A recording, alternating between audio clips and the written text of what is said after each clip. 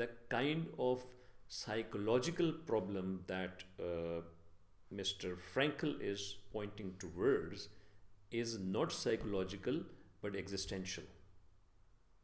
Okay, so the purpose of his logotherapy is to get rid of the existential vacuum which has been created because of the lack of meaning in one's life.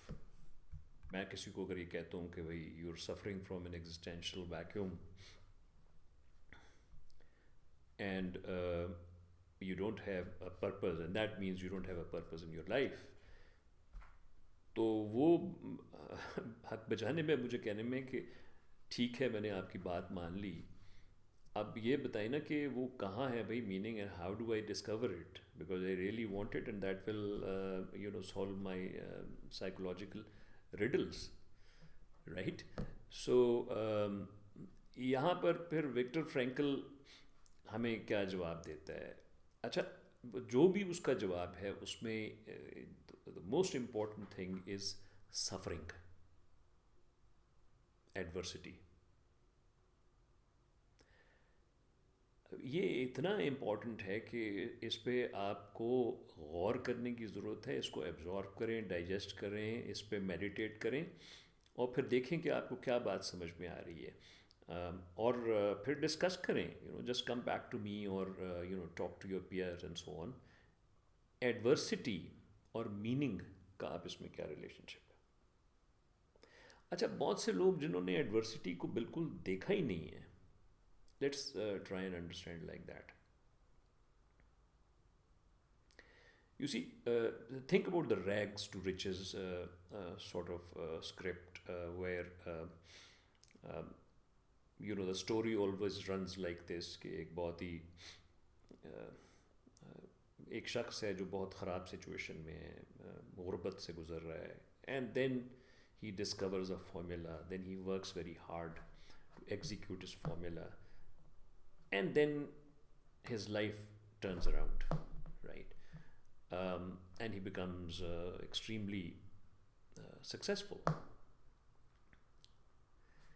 तो ये जो सफ़र है उसका from rags to riches, इसमें more often than not you would notice that अगर उसकी कोई lottery नहीं निकल आई, और lottery can actually lead to existential vacuum in a lot of cases, and we can talk about that at some point as well. Also give you an example of people who won a lottery, यकदम millionaire हो गए,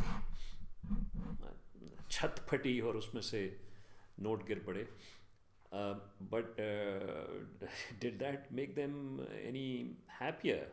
More often than not, there was a transient joy of having found a khazana, but it evaporates, and it evaporates fairly soon. And when that happens, what you are left with is existential vacuum. Now, somebody who's a Steve Jobs, who made it a mission, his mission for his life, to develop a state-of-the-art personal computer, meaning thereby that he gave a mission to his life, you will not find that to his last breath, what you will not find is a loss of meaning, right? And you can look at a person and you can tell whether this person has existential vacuum. Rich people I'm talking about, or he has given a lot of, he's living a meaningful life, right? ये आपको नज़र आ जाता है. अच्छा, अब ये बात कहीं और चलेगी. What I was trying to say was adversity, और adversity में उस specific situation में which is causing that adversity, giving to meaning to your life, that is what one is talking about here. To pass through that situation equipped with purposefulness. That's exactly what Mr. Viktor Frankl does when he is a prisoner in the concentration camp. He makes it a mission of his life to bring together his observations in a way that will help others find the meaning in their misery, just the way that he did when he was a prisoner. Okay, that's the important insight that we take away from Viktor Frankl. अपनी कहानी तो मैंने आपको बताई थी in the beginning of this course, which in some ways is also an instance, not a very powerful instance of Viktor Frankl, but you know, I mean, I met a very bad accident and multiple injuries, right? And was in hospital 1.5 years. And now that is exactly the sort of suffering that can cause a loss of meaning. And when you do that, you can make a choice to accept the neurosis, go mad, you know, things like that. They happen. Or you give a new meaning to your life. Jerry Lang does that as well. Remember the guy who was quadriplegic? I showed you the video of the gentleman who was so young, an athlete, just dives in the shallow water, breaks his neck, and he knows that the kind of physical meaning that he was giving to his life in the physical activities, that is, no longer holds. So he gives a different meaning to his life, which is a cerebral, sort of, cerebral meaning, where he would pursue something of an academic discipline, in this case, psychology, right? And then kind of crafts a new life around his work in the academy. Okay. Another very powerful instance of Viktor Frankl is Gawdat.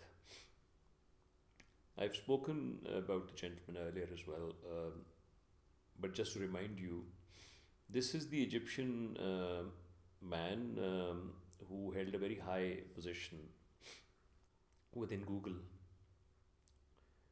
And then he left Google at some point. I don't remember when. He suffered from a very big tragedy when his young son died on an operation table because of what he says very preventable human error. It's a colossal tragedy to lose,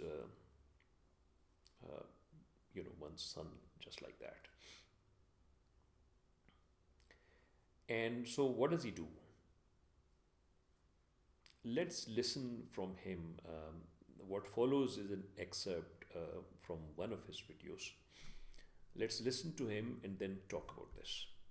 I'd like to introduce you to Ali. Ali, my son and my best friend and my mentor. We developed my happiness model together because Ali truly was the happiest person I ever met. He had that peace to him that you could not miss. And Ali, I think, was training me all my life with our happiness model because unfortunately in 2014 we lost Ali to a preventable human error. So Ali came to visit us in Dubai and he was diagnosed with an appendix inflammation, and unfortunately they made several mistakes in a row.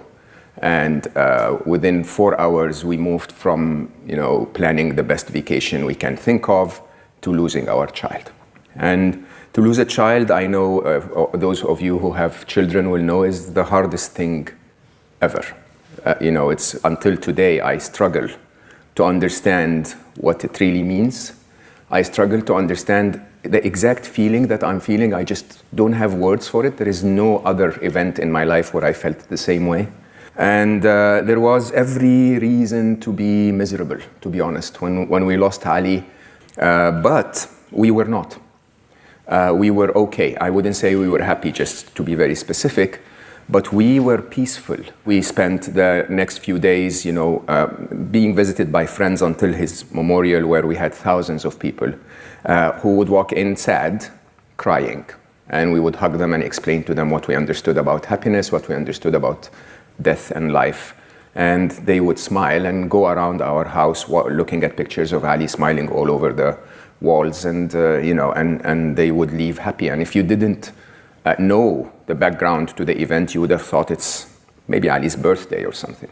Most of my friends came to me and said, you should probably write this down. It resonated very well, and it's clearly working. So I looked at the book as the model, but the businessman that I am, and with my love for Ali, I sort of set myself a bigger mission, if you want. I gave myself a target to try and make 10 million people happy. And, while it doesn't bring Ali back, I sort of felt that if we can share Ali's model with 10 million people and make them happy, then the world is a slightly better place. So take a look at what might appear to you as a mathematical equation, and what does it say? So if you look at it, it says happiness is greater than or equal to the events in your life. So focus on the word event, because we want to talk about what that means, what he means by an event, minus the expectations that you have from that event. So whatever you expect from what's happening in your life may be different. So let's just take a look at what he means by these terms before we go on. Key terms that you need to think about before we have a conversation. If you look at this equation, you have happiness on the left hand side, and then there's an inequality, right? Which is that your expectations of an event. What is an event?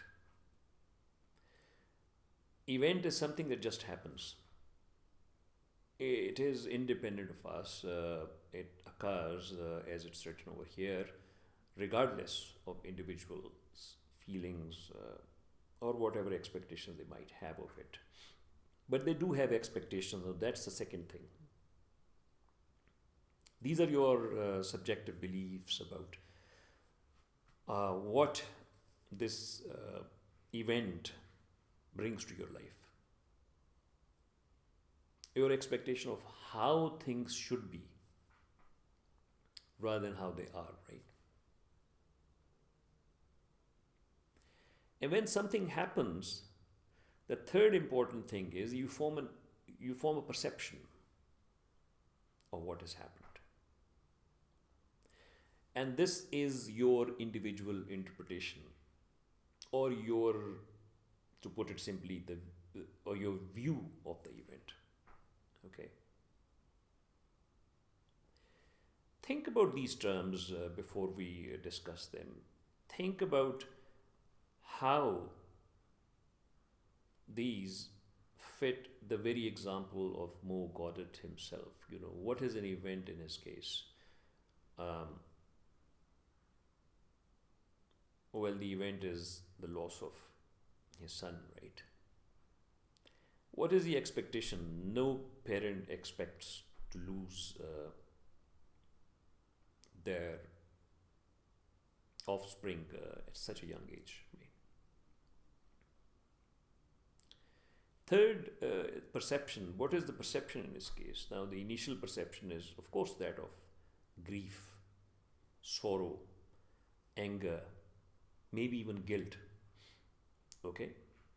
And so there is a gap between expectation and the perception, and that's what we focus on here. Um, and that's what his method is all about as well. I mean, how do you close the gap between the expectation and perception of an event? That's what we're going to talk about in the session tomorrow, inshallah. So watch this video and come prepared. Inshallah, we will have a useful conversation tomorrow. Thank you.